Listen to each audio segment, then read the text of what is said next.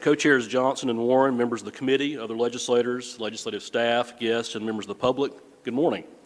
Thank you for inviting DMV Chief Deputy Commissioner Portia Manley and me to this committee meeting. My opening statement this morning includes updates to my submitted testimony. In January 2022, I began serving as Commissioner of the Division of Motor Vehicles. I directly reported to then DOT Secretary Eric Boyette, an inspiring and longtime dedicated public servant who previously served as DMV Commissioner and Secretary of DIT. Working with senior executive leadership, I helped develop our DMV goals for my tenure. To tackle long-standing agency challenges exacerbated by the pandemic and labor force dynamics, our goals became these: shorten wait times, shorten lines, modernize our technology internally and for customers externally, fill DMV examiner vacancies, protect customers from identity fraud and investigate fraud and theft regarding IDs, provide more online service options for customers, and improve customer service overall for individuals and businesses. I publicly identified those goals multiple times, including on February 16, 2023, to a meeting earlier this year in this building of the Joint Appropriations Committee on Transportation. Today, though, Co-chairs Johnson and Warren invited me to explain two topics. Number one, specifically North Carolina's driver license renewal policy, and number two, the recently awarded contract to CBN Secure Technologies.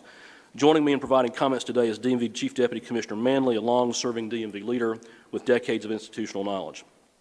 First, I will discuss North Carolina's driver license renewal policy. North Carolina General Statutes Chapter 20 identifies our driver license renewal policy. In the 1980s, persons receiving their driver licenses were required to return every 4 years. During that renewal visit, you had no choice but to appear in person. There was no internet back then. Further, you physically received your renewed license that same day, literally hot off the press after it was laminated. Those cards no longer meet industry standards. Later, the legislature extended the renewal period by another year and then extended it to where it is now, with a public safety exception for persons over a certain age. Most customers between 18 and 65 would have renewals at 8 years, while customers over age 65 would have renewals every 5 years.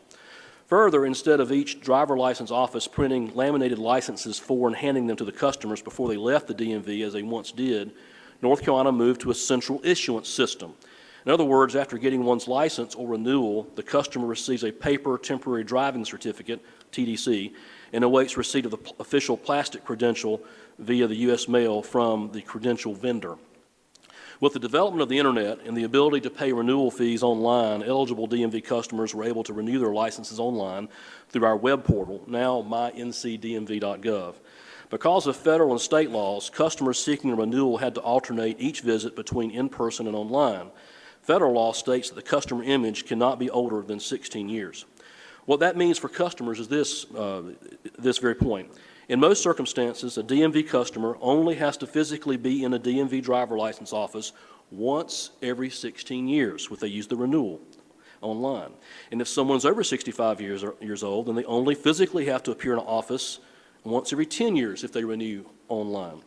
I began sharing that message on social media, in news interviews, and everywhere I could in early 2023, specifically in March, which is an important month to remember as it relates to these very comments this morning. I'll come back to that. As of now, DMV offers more than 22 online services, so customers do not need to come in person to a DMV office. Recent surveys indicate over 85% of the American public owns a smartphone. Just a few more points about our renewal policy, Mr. Chair. It's important to note that out of 10+ million North Carolina residents, there are approximately 7.4 million North Carolina residents with a driver license or state ID. When one estimates the maximum number of in-person service opportunities with our 538 licensed examiners and considering a quarter-hour service time, and you spread that out over an 8-year or 5-year credential, there's not enough time blocks mathematically available to provide those services with the folks that we have. In other words, that's why we promote online service renewals and for other DMV needs. I'll talk further at a subsequent visit with you, if invited, to address more separately the appointments and walk-in customers. There is a difference between appointments and walk-ins, and there have been new tools instituted online to assist customers to check in upon arrival with their smartphones and the like. We've also shifted those times. State law allows DMV customers to renew their licenses up to 6 months in advance. Most customers do not take advantage of that, and that's a problem. They can do that in person or online. Our driver license renewal policy will improve not only as we're able to hire and retain more DMV examiners, but also with an upcoming popular improvement, kiosks. The kiosk launch is slated for December, with the remainder to be deployed in early 2024. Kiosks will start off in metro area grocery stores and military bases. I envision kiosks expanding to more than 100 by the end of 2024. As it relates to the statement that was made at the beginning, Mr. Chair, early on about what was known, as I've stated in another setting, I apologize for the miscommunication and for the confusion. Early on, we all were focused on trying to shorten lines and shorten wait times, and early on there was an attempt to try and do that. But as soon as we realized that there was a second federal law in play that said that the card could not be more than 8 years old, we already knew that the photograph could not be more than 16. That's what we use now. But we realized that there was another, that's when, and starting in March, we notified our legislative director's office, and by April, that provision was removed from the agency bill. And that's all we expected. It was that to be removed from the agency bill. And that was that effort started in April. And of course, the key point is to try and knowing what we know now and knowing there's been miscommunication and now we have a better understanding, is focusing on that we need to solve this problem and get us back on track so that North Carolinians don't lose access to real IDs. So, like I said, there's a lot of confusion, and I apologize for that. But as soon as we knew, starting in March, and we have obviously it had effect because it was removed from the agency bill. The last thing regarding the first topic is that regarding our license renewal policy, as we've stated since March of 2023, unless you've had your license suspended, in most circumstances, a DMV customer does not have to physically be in a DMV driver license office only once every 16 years if they use online renewal. And if they're over 65, they don't have to be physically in office if they use online renewal except once every 10 years, and that's been the law for years. On the second and final point, more specifically about the awarding of the contract to CBN Secure Technologies. Upon starting as DMV Commissioner in January of 2022, I learned from then Secretary Boyette, DMV senior leaders, and our DIT experts that the current vendor's contract would end in 2023 and that it only had one one-year extension remaining in its contract. I also learned that the current vendor and its predecessor companies had held the contract with North Carolina, to the best of my knowledge, since 1996. The last of the contract extensions would end in June 24. I learned about the necessity for North Carolina to update its driver license and ID credentials to newer industry standards and to do what the United States has done. Our passports have changed. We need to be consistent with the way our U.S. passports are because they interrelate with each other. These updated standards for credential security prevent ID theft, guard against financial crimes, underage alcohol purchase, etc. Please note the security concerns outlined in my prepared testimony. I also learned from subject matter experts about best practices to institute and redesigning a credential for issuance to North Carolinians. Those best practices are outlined in my submitted testimony. I also learned that if a jurisdiction applies a document redesign cycle of every about 5 years, this means a document with an 8-year validity can be in circulation for close to 13 years, with 2 versions in circulation at the same time. If it's extended to 16 years, the design cycle would lead to a 16-year validity document being in circulation for up to 21 years. That's a problem. Another reason why the law needs to be addressed. Further, I learned from senior leadership at DOT and DMV and DIT about credential production errors over the years, and I personally saw the card errors in various examples. The last couple of points, if I may, Mr. Chair, I just need a couple more minutes, if I may. No, that's fine. Continue. Is that the public and the legislators had begun asking when the DMV would reinstate its mobile DMV unit. When it was last tried, since it was last tried, the technology has become much more advanced. Instead of needing a mobile bus, we learned about smaller portable units. This is important for this discussion about the contract regarding a vendor that provides credentials, because these units must be interoperable with the vendor that produces the contract.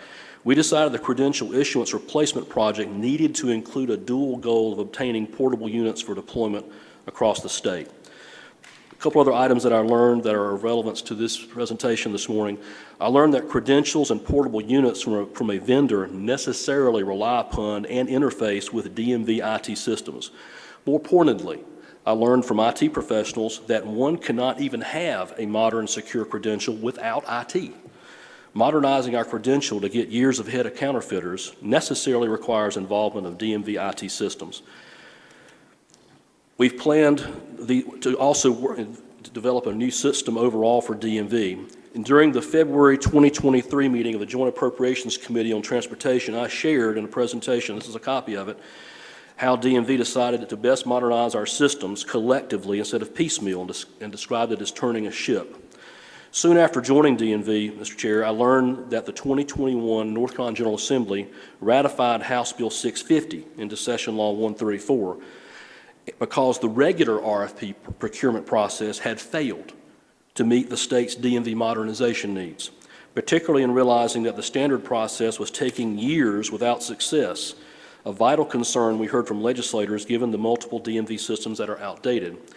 That law provides DMV up to 5 exceptions for IT-related contracted projects, goods, and services to help meet modernization goals.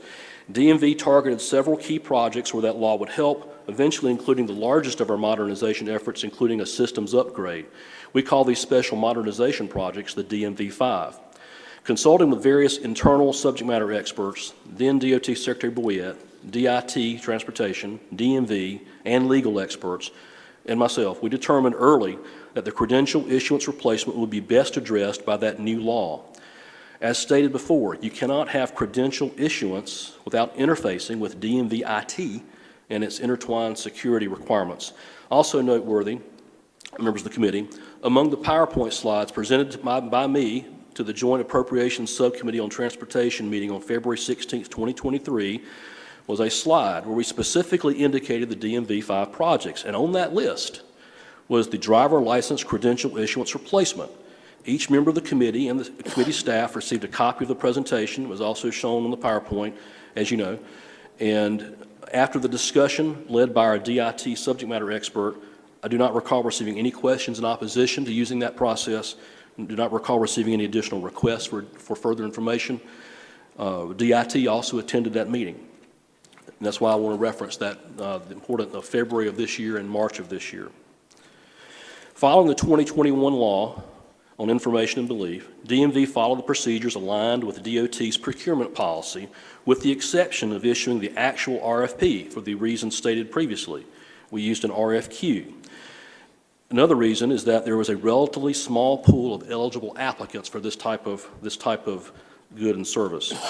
DMV subject matter experts conducted a national survey via AMVA, the American Association of Motor Vehicle Administrators, and then market research analysis, and then determined among the microverse of private companies. We also considered the federal government and laws and state government laws for their compliance.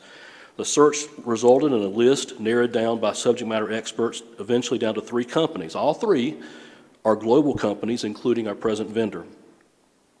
And then in my last comment, Mr. Chair, in fall of 2022, each of the 3 companies were given an equal amount of time to present their proposed products and to answer detailed questions of our experts from various entities, agencies.